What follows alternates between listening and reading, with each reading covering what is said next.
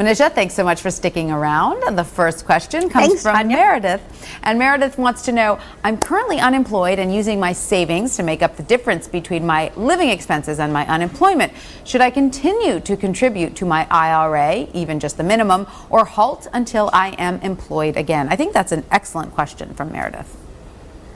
It really is. And Meredith, the first thing you should do is high-five yourself for even thinking about asking that question. It says a lot about your mindset. The answer is a bit nuanced. I would say this. Right now, unemployment is between 9 and 10%, depending on the month.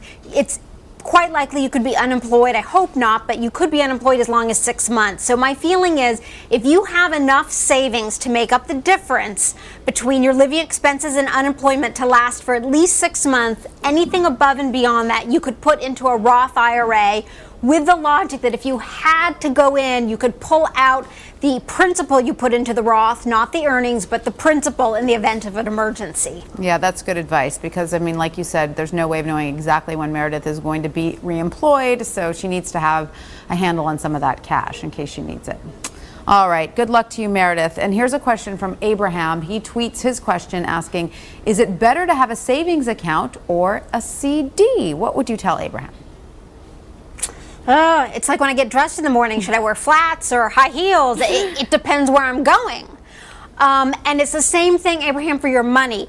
So there's an inverse correlation between how much interest you will earn typically between a savings account and a CD and how much access you'll have to your money. So with a CD, typically you get the highest interest rates, but the downside, the trade-off, is you agree to tie your money up for a specified period of time and pay a penalty if for an early withdrawal. With a savings account, you pretty much have instant access to your money, but you typically get the lowest rates of interest. My favorite intermediate choice is online banks. Ally, ING, HSBC are banks that have above average interest rates on their savings accounts, but give you that flexibility of being able to have immediate access. All right, Abraham, good luck. A little bit of good and bad to both of those choices, right? Depending on what he needs to do with that money. All right. Virginia sends in her question via Facebook asking, my company doesn't match, so should I contribute to a 401k or open up an IRA where I will make more money? That's a very good question from Virginia. What would you say, Manisha? Virginia, I'm so glad you asked this, and it's the way you asked it that gets me excited. You said, so I can make more money. Whether you make, how much money you make is an independent issue from whether you put the money in a 401k or an IRA if a match is taken out of the equation. What will drive how much money you make in either vehicle is what you choose to invest in. In this case, if the investment options in your employer's 401k plan are reasonable, if they have target date funds, index funds, I'd say stick with the 401k because it's simple. You can sign up at the workplace and it's taken out of your paycheck before you see it. If you have bad options at work, then I would suggest opening up an IRA at one of the major brokerage houses, Schwab, Vanguard, Fidelity, where you have unlimited choice and you can get target date funds, index funds, and so forth. All right, great advice for Virginia.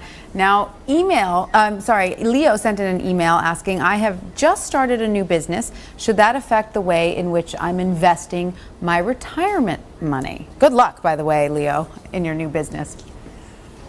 Well, and Leo's like so many Americans right now, we're seeing small businesses starting up at an unprecedented rate. So I love this question as well because it gets at something we don't talk about a lot. Asset allocation, typically, the mix you pick between stocks and bonds, we typically base that on your gender, male or female, your age, and your risk tolerance. But something else you really want to consider is stability of income. And if you're starting a new job, by definition, things are going to be a little uncertain. So you may want to take your investments and tilt them a little bit more conservatively while you're in the startup period. Doesn't necessarily mean you have to go to cash and bonds. It could be something more like blue chip or stocks or companies with a long track record of paying dividends. Okay, Manisha, thank you for that advice for Leo. And now we have another tweet. This one comes from Vicky. I'm going on a cruise. Should I get travel insurance? Well, have fun, Vicky, on that cruise. The insurance can be expensive though, right, Manisha? It really can. And you know, Vicki, I'm torn.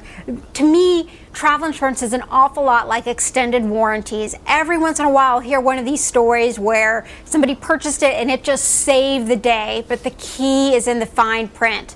Sometimes it will only cover you in very specific situations, and the reason you can't take the cruise is because you got laid off, or there was an act of God, and a hurricane came and you didn't make it. So you want to really understand what you're buying before you make that decision. Absolutely. All right, Manisha, thank you so very much for taking the time to answer our viewer questions today. Thanks for having me. We'll see you soon. And if you would like to submit a question, go to our website at abcnews.com and click on the Money page to ask our team of personal finance experts your questions. We'll do our very best to answer them right here on Good Money.